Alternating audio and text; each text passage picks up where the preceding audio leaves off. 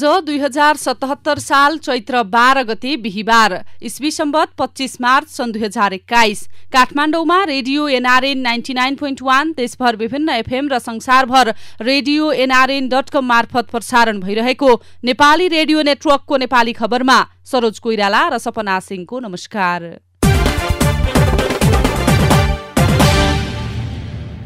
फेरि फैलिँदै कोरोना संक्रमण, सर्वसाधारणको दैनिकी सामान्य जसपाका माग पूरा गर्न प्रधानमन्त्रीको चासो, मुख्यमन्त्री राई र पौडेलको पद सुरक्षित, काठमाडौँको सयौं रोपनी सार्वजनिक जग्गा माफियाको कब्जामा, ललिता निवासमा अझै भौतिक संरचना धमाधम बन्दै लगायतका खबर आजका पत्र पत्रिकाको अघिल्लो पृष्ठमा छापिएका छन्। हिमालय टाइम्समा छापिएको 94,000 स्याउका बिरुवाको बीमा शीर्षकको खबरलाई हामीले आजको खबर बनाएका छौं। शिखर इन्स्योरेन्स कम्पनीले जुम्ला, कालीकोट र मुगुका स्याउ किसानका 94,000 बिरुवाको बीमा गरेको छ। सो इन्स्योरेन्सका कर्णाली इन्चार्ज ऋषिराम पाण्डेका अनुसार विभिन्न कारणले स्याउ नफल्ने बिरुवा र किसानहरूका लागि बीमा कार्यक्रम अगाडि बढाइएकाले किसान उत्साहित भएका छन्, जसमा जुम्ला, कालीकोट र मुगुमा 1,412 जना किसानलाई गत वर्ष गरेको स्याउ बीमाको क्षतिपूर्ति दिएको बताइएको छ। उहाँका अनुसार जुम्लामा 747 जना किसान, कालीकोटमा 347 किसान र मुगुमा 300 स्याउ किसान बीमित भएका थिए। 3 जिल्लामा जुम्लामा 49,000 बिरुवा, मुगुमा 19,000 स्याउका बिरुवा र 26,000 गरी 94,000 स्याउका बिरुवाको बीमा गरिएको थियो। त्यसै अनुसार क्षतिपूर्ति पनि समेत वितरण गरिएको छ, जसमा जुम्लामा मात्रै 1,33,00,000 क्षतिपूर्ति वितरण गरिएको छ। जुम्लामा 16,000 घरधुरीमा स्याउ खेती गर्दै आएकोमा हावाहुरी असिनाले स्याउको फल क्षति पुर्याउने गरेको कृषि कार्यालय जुम्लाका अधिकृत खेमराज शाहीले जानकारी दिनुभयो। खेतीमा क्षति पुर्याएमा किसानले क्षतिपूर्ति पाउनका लागि बीमा गरिनु राम्रो काम भएको भन्दै किसानहरू उत्साहित भएका छन्। यो आवाज हो नेपाली रेडियो नेटवर्कको र तपाईं सुन्दै हुनुहुन्छ नेपाली खबर। नेपाली रेडियो नेटवर्कको नेपाली खबरमा संक्रमण उच्च हुँदै गए फेरि लकडाउन हुन सक्ने सरकारको घोषणा र अब लकडाउन सहन नसकिने उद्योगी व्यवसायहरूको भनाई सम्बन्धी खबर। सबैभन्दा पहिले स्वास्थ्य तथा जनसंख्या मन्त्रालयले कोरोना संक्रमण बढ्दै गए फेरि लकडाउन गर्न सकिने घोषणा गरेको छ। संयोग यो घोषणा नेपालमा पहिलो पटक लकडाउन लागू गरेको ठिक 1 वर्ष पुगेकै दिनमा भएको छ। अघिल्लो वर्ष हिजो अर्थात चैत 11 गते नेपालमा कोरोना संक्रमण नियन्त्रणमा लिन भन्दै सरकारले देशव्यापी लकडाउन घोषणा गरेको थियो। महिनौसम्म जनताले लकडाउनको शास्ति खेपेका थिए। त्यसको 1 वर्षपछि फेरि सरकारले लकडाउनमा जान सकिने घोषणा गरेपछि आम नागरिकमा त्रास बढेको छ। लकडाउनमा जानुपर्ने सरकारको रहर नभई बाध्यात्मक अवस्था सिर्जना हुन सक्ने स्वास्थ्य मन्त्रालयले बताएको हो। कोरोना संक्रमणबारे नियमित प्रेस ब्रिफिङमा मन्त्रालयका सहप्रवक्ता डाक्टर समीर कुमार अधिकारीले संक्रमण उच्च हुँदै गए लकडाउनमा जान सकिने बताउनुभयो। अनावश्यक भिडभाड बढ्नु, मास्क नलगाउनु, सामाजिक दूरी कायम नगर्नु, भेटघाट तथा गोष्ठी बढ्नुले संक्रमितको संख्या बढ्दै गएको उहाँले बताउनुभयो। लकडाउन गर्नु नेपाल सरकारको उद्देश्य वा चाहना होइन, तर संक्रमितको संख्या उच्च हुन गएमा सरकारले परिस्थिति अनुसारका नीतिगत निर्णयहरू गरी संक्रमणको चक्र रोक्नुपर्ने हुन्छ र संक्रमणलाई भयावह रूपमा फैलिन नदिन सबैजना सजग हुनुपर्ने हुन्छ।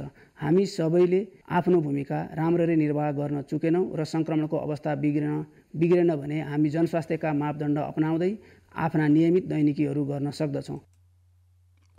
लकडाउन गर्नु नेपाल सरकारको उद्देश्य होइन, तर सरकारले परिस्थिति अनुसार नीतिगत निर्णय गरेर संक्रमणको चक्र रोक्नुपर्ने हुन सक्ने उहाँले बताउनुभयो। काठमाडौँ विश्वविद्यालयको जनस्वास्थ्य विभागमा कार्यरत डाक्टर अर्चना श्रेष्ठले भारतमा कोरोना संक्रमितको संख्या बढेकाले नेपालमा पनि केही हप्तामै संक्रमणको संख्या बढ्दै जान सक्ने बताउनुभयो। दोस्रो चरणको कोरोना महामारी न्यूनीकरणका लागि सबैले उच्च सतर्कता अपनाउनु पर्ने उहाँले बताउनुभयो। अहिले भारतमा संक्रमण बढ्दै गएको दुईटा तथ्याङ्कलाई मिलाएर हेर्दाखेरि अब हामी के अनुमान गर्न सक्छौँ भने नेपालमा पनि अब केही हप्तामा नै संक्रमणको संख्या बढ्दै जाने चाहिँ एकदम ठूलो सम्भावना देखिन्छ। दोस्रो चरणको कोरोनाको महामारी अब आउने हाम्रो देशमा पनि प्रबल सम्भावना देखिरहेका छौँ। त्यही कारणले यो महामारीको न्यूनीकरणको लागि सबैले नै सतर्क भएर जनस्वास्थ्यका नियमको पालना गर्नै पर्ने छ। अरू बेला भन्दा अहिले यो नियम पालना गर्न झनै बढी महत्त्वपूर्ण छ। यसैबीच स्वास्थ्य तथा जनसङ्ख्या मन्त्रालयले होली पर्व घरमै बसेर मनाउन आग्रह गरेको छ। होली पर्व घरमै मनाउन र भिडभाड नगर्न मन्त्रालयले अपिल गरेको हो। कोरोना भाइरस कोभिड-19 संक्रमितको संख्यासँगै जोखिम बढेको भन्दै मन्त्रालयले थप सतर्कता अपनाउन आग्रह गरेको छ। पछिल्ला केही दिनमा संक्रमणको संख्या उकालो लागेको र जोखिम पनि बढेकाले होली घरमै मनाउन र भिडभाड नगर्न मन्त्रालयका सहप्रवक्ता अधिकारीले आग्रह गर्नुभयो। यस वर्षको होली आजको 4 दिनपछि चैत्र 15 गते पहाडमा र चैत्र 16 गते तराईमा परेको छ। यस वर्ष पनि कोरोना संक्रमण केही कम भए पनि जोखिम भने कम भएको छैन। अझ भनौँ विगत केही दिनदेखि कम भएका संक्रमितका संख्या उकालो लागिसकेको छ। यस समयमा पुनः कोरोना संक्रमणको संख्या बिस्तारै बढ्दै गएको र संक्रमणको जोखिम पनि बढ्दै गएको यसपालिको होली घरमा बसी मनाउन र अनावश्यक भिडभाड नगर्न हुन स्वास्थ्य तथा जनसङ्ख्या मन्त्रालय सबैमा हार्दिक अनुरोध गर्दछ। यसैबीच सरकारले फेरि लकडाउन गर्न सकिने घोषणा गरेपछि आम नागरिकसँगै उद्योगी व्यवसायीमा फेरि टाट पल्टिने त्रास बढेको छ। नेपाल राष्ट्रिय व्यवसायी महासङ्घका अध्यक्ष नरेश कटुवालले फेरि पनि लकडाउन सहन नसकिने बताउनुभयो। अब यो लकडाउन फेरि पनि सहन सक्दैनन् व्यापारी उद्योगीहरूले। त्यसै पनि व्यापारी व्यवसायीहरू एकदमै नाजुक स्थितिमा परेको छन् होइन। र सबै उद्योगीहरू चाहिँ साना उद्योगी मझौला घरेलु सबै उद्योगीहरू चाहिँ एउटा धराशायी भएर अहिले अलिकति कतै न कतै टेकअप लिन खोजेको हो कि अथवा एउटा लेभलमा आउन खोजेको हो कि भन्ने बेलामा फेरि पनि यो डर र त्रास देखाएर चाहिँ डर र त्रासले एउटा चाहिँ जुन माहौल बनेको छ यसले एकदमै गाह्रो स्थिति बनाएको छ। लकडाउन फेरि धान्न चाहिँ सक्दैनन् अब व्यवसायीहरूले। संक्रमण रोक्न लकडाउन हुन सक्ने सरकारको घोषणाले व्यवसायसँगै आम नागरिकमा फेरि पनि टाट पल्टिने त्रास फैलिएको उहाँले बताउनुभयो। कटवालले लकडाउनको विकल्प खोजेर संक्रमण नियन्त्रणको वैज्ञानिक विधि अपनाउनु पर्ने सरकारलाई सुझाव दिनुभयो। अब लकडाउन धान्न सक्ने स्थिति छैन। बरु यसलाई चाहिँ प्रोटोकल मिलाएर चाहिँ लान सकिन्छ। अब यसलाई लकडाउन भन्दा पनि अब त्यो छुट्टै किसिमको एउटा चाहिँ बनाएर लान सकिन्छ। वैज्ञानिक व्यवस्था पनि हुनु पर्यो। जस्तै अब ठिक छ सामान्य कुरामा अहिले कतिपय कुराहरू स्वास्थ्य मन्त्रालयले तोकिएका मापदण्डहरू कस्तो खालको हुन सक्छ अझै त्यसलाई अझै के खालको गर्न सकिन्छ होइन कस्तो खालको एरियामा कुन लगाउन सकिन्छ भनेर वैज्ञानिक एउटा मापदण्ड बनाएर लान सकिन्छ। तर फेरि पनि सम्पूर्ण उद्योगी व्यापारी व्यवसायी र सबै नेपाली जनताले पनि लकडाउन फेरि धान्न सक्ने स्थिति छैन। पछिल्लो समय भारतमा कोरोना संक्रमितको संख्या बढेसँगै नेपाल फर्किनेको भिडभाड बढेको देखिन्छ। यसले गर्दा नेपालमा संक्रमण फेरि बढ्न सक्ने खतरा पैदा भएको छ। पछिल्ला केही दिन यता नयाँ संक्रमित भेटिनेको संख्या पनि दैनिक बढिरहेको छ। यता आजको नागरिक दैनिकले फेरि फैलँदै कोरोना संक्रमण शीर्षकमा खबर छापेको छ। छिमेकी राष्ट्र भारतका सीमावर्ती भागहरूमा कोरोना संक्रमण तीव्र भएको छ। यसको असर नेपालमा पनि साताभित्रै देखिन सक्छ। केही दिन यता मुलुकभित्र संक्रमितको संख्या पनि बढ्दो देखिएको छ। स्वास्थ्य मन्त्रालयले बुधबार आम जनतालाई सतर्क रहन आग्रह गरिसकेको छ। मन्त्रालयले संक्रमण दर उच्च हुँदै गए लकडाउनसम्म हुन सक्ने संकेत गरेको छ। मन्त्रालयका सहप्रवक्ता डाक्टर समीर कुमार अधिकारीले संक्रमण दर उच्च भएमा लकडाउन समेत हुन सक्ने भन्दै आम जनतालाई सतर्क रहन आग्रह गर्नुभएको छ। संक्रमण दर उच्च भए त्यसको चेन ब्रेक गर्न लकडाउन पनि गर्नुपर्ने अवस्था आउन सक्छ। अन्य अवस्थामा जनस्वास्थ्य मापदण्ड अपनाएर नियमित काम जारी राख्नुपर्छ उहाँले भन्नुभयो। उहाँले होली पर्व पनि सामाजिक दूरी कायम गरी मनाउन आग्रह गर्नुभएको थियो। भारतमा संक्रमण बढेका कारण नेपालले सतर्कता अपनाएको राष्ट्रिय इपिडेमियोलोजी तथा रोग नियन्त्रण महाशाखाका प्रमुख डाक्टर कृष्ण पौडेलले बताउनु भएको छ। भारतबाट आउने केहीलाई पोजिटिभ पनि देखिएको छ। सीमा नाकामै जाँच गरेर हामीले नियन्त्रणको प्रयास गरिरहेका छौं उहाँले भन्नुभएको छ।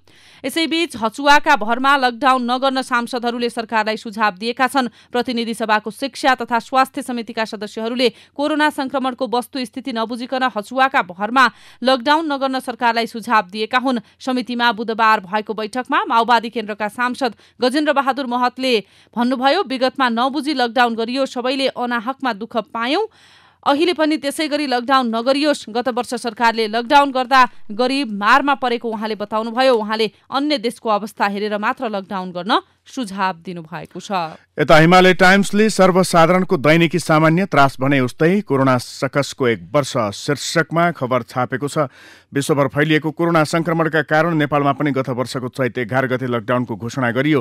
फ्रान्सबाट आएकी नेपाली युवतीमा कोरोना भाइरसको संक्रमण पुष्टि भएसँगै सुरु भएको लकडाउनले अर्थतन्त्रमा दूरगामी प्रभाव त छाड्यो तर संक्रमण रोकथाममा उल्लेख्य योगदान गर्न सकेन। 1 हप्ताका लागि घोषणा गरिएको लकडाउन थप्दै 5 महिना पुग्यो। कोरोना महामारीका कारण लकडाउन लम्बिँदा हरेक क्षेत्रमा असर परेको थियो। रोजगारीमा परेको प्रभाव उपशीर्षकमा हिमालय टाइम्स अगाडि लेख्छ। कोभिडका कारण पर्यटन अनि साना तथा मझौला व्यवसाय धेरै प्रभावित भए। प्रत्यक्ष 4.5 लाख अनि अप्रत्यक्ष समेत गरी 11 लाख मानिस आश्रित पर्यटन क्षेत्र धराशायी जस्तै भएको छ। यता नाकामा सतर्कता बढाइँदै भन्दै अगाडि लेखिएको छ। लकडाउनको समयमा सरकारले भारतसँग बन्द गरेका सीमा नाका केही दिन अघि मात्र सञ्चालनमा ल्याएको छ। भारतबाट नाका हुँदै नेपालमा मानिस प्रवेश गर्न थालेपछि संक्रमण दर फैलिने सम्भावना झन बढेर गएको छ।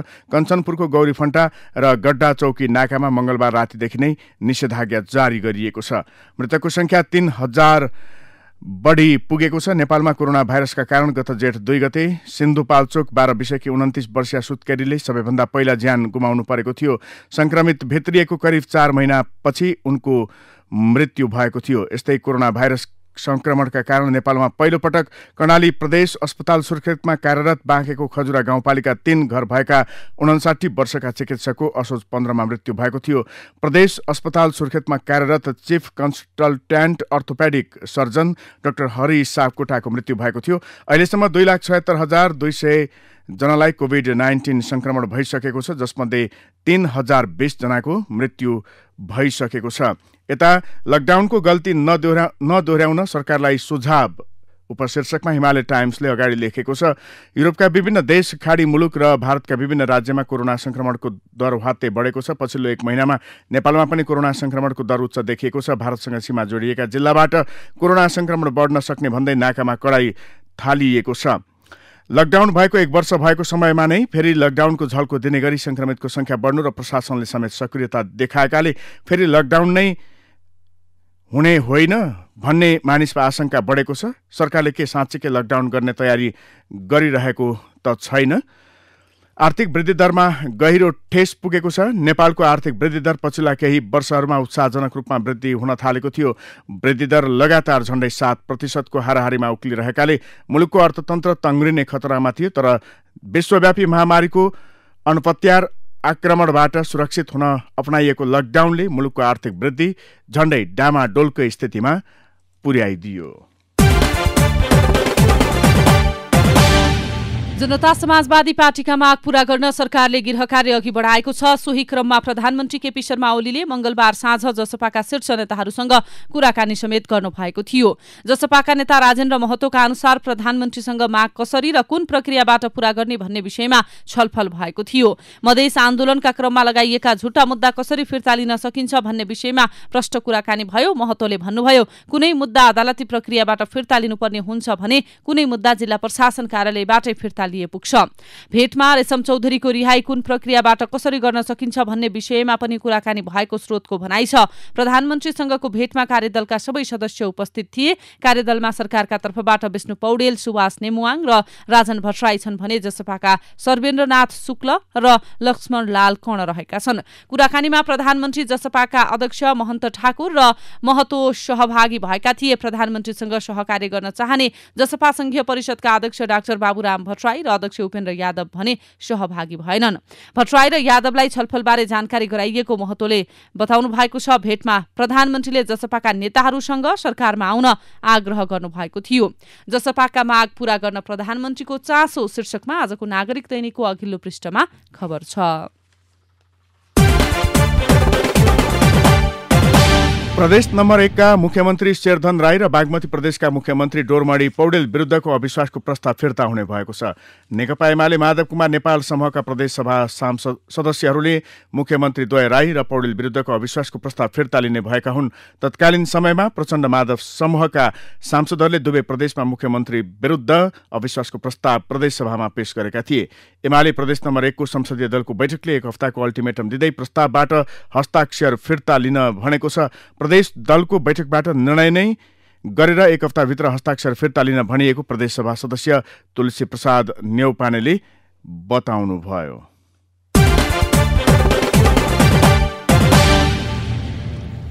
सरकारले काठमाडौँका महत्वपूर्ण स्थानका सरकारी सार्वजनिक जग्गा भूमाफियाले भोगचलन गरेको फेला पारेको छ।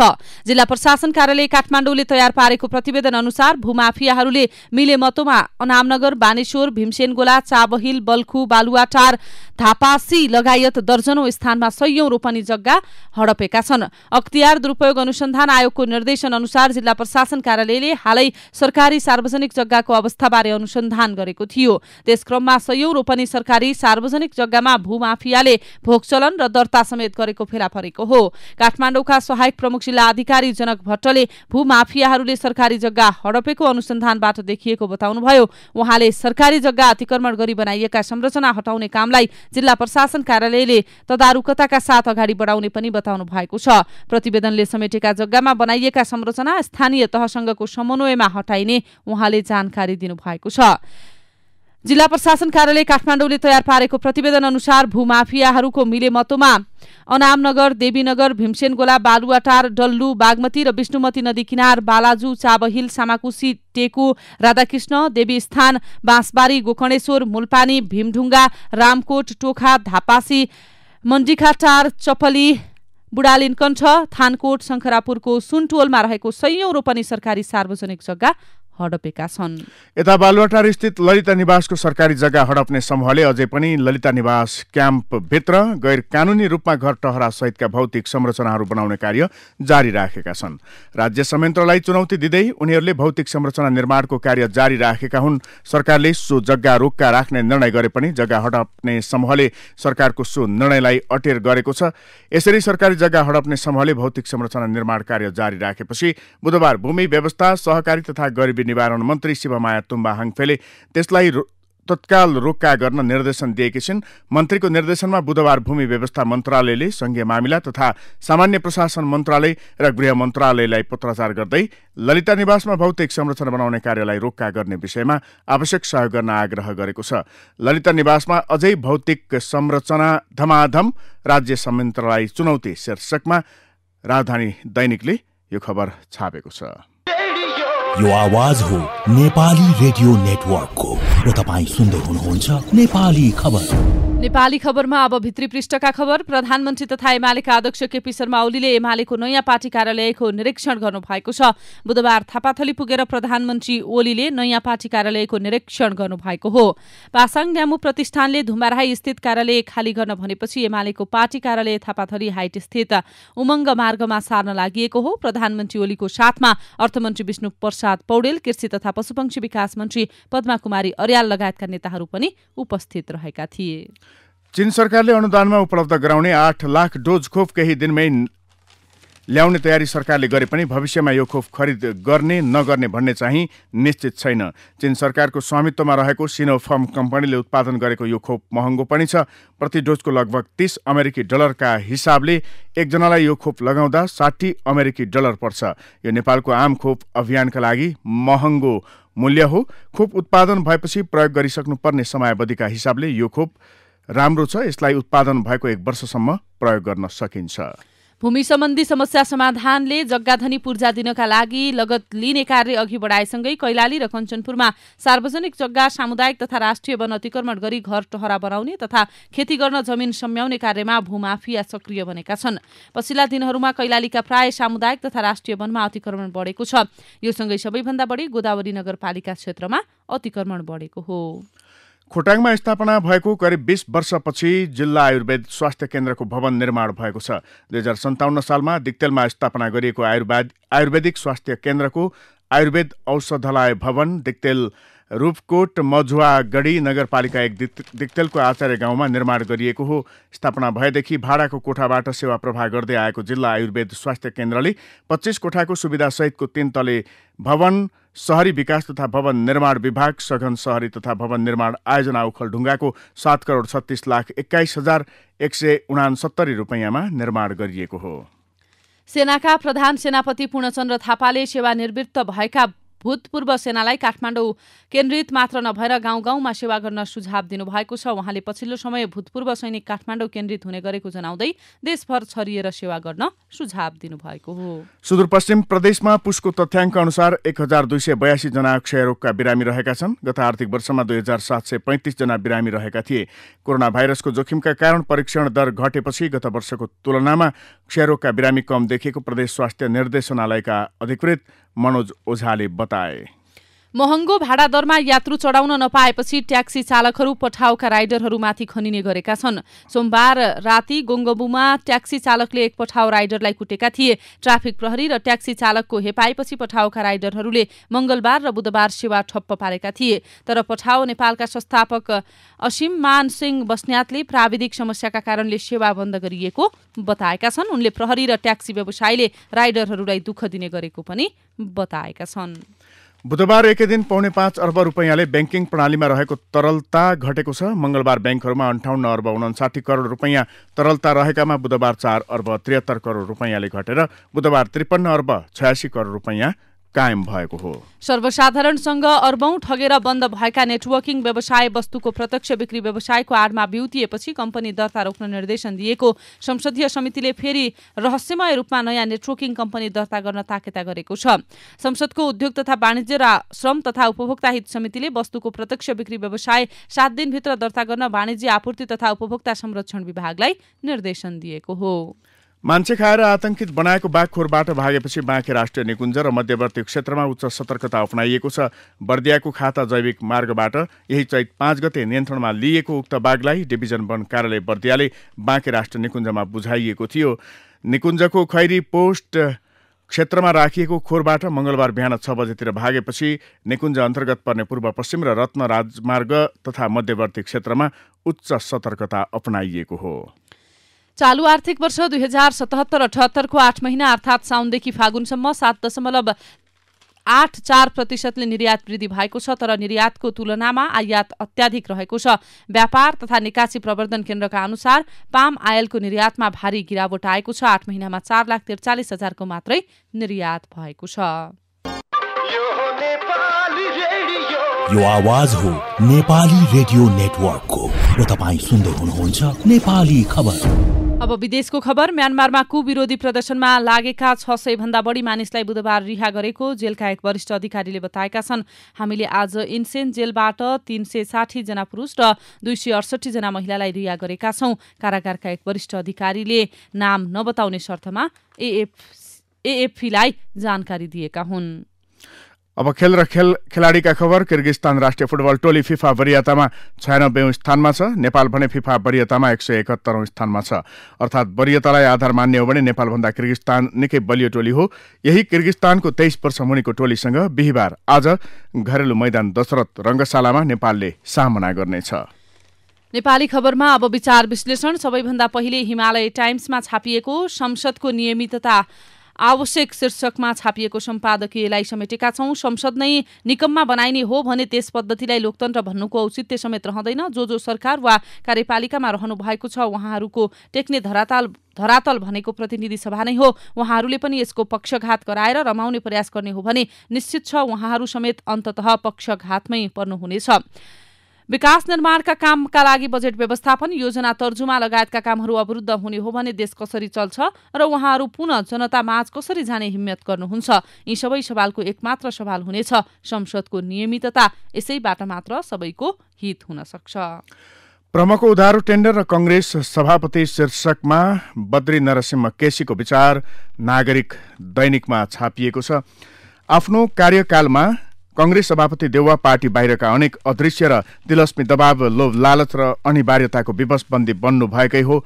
प्रतिपक्षी दलका नेता भएर पनि आफ्नो थानको र मर्यादामा नबसेर जापानका लागि नेपाली राजदूतमा आफ्नै सासू तर राप्रपाकी नेतृलाई त्यही थमाउन, निर्वाचन आयोगको रिक्त आयुक्त नियुक्त गराउन, नेपाल वायुसेवा निगमका 2वटा वाइड बडी जेट विमान खरिदमा आफ्नो संलग्नता लुकाउन आदि अनेक कारणले सत्तातिर देखाएको अवाञ्छित आसक्तिले गर्दा उहाँमाथिको भरोसाहीनता वा अविश्वास झनै बढ्दै गयो। उहाँका प्रति हिजोको उत्साह पनि आज निराशामा परिणत हुँदै गएको छ। पार्टी सभापति पद सारा कार्यकर्ताका लागि निष्पक्ष न्यायमूर्ति र भजाउन नहुने सम्पत्ति हुनुपर्ने हो, तर उहाँले गुटबन्दी र भागबण्डालाई संस्थागत गर्न एउटा गुटमा सीमित रहन र कोठे शक्ति र ओठे भक्तिमै रमाउन खोजेको प्रष्टै भयो।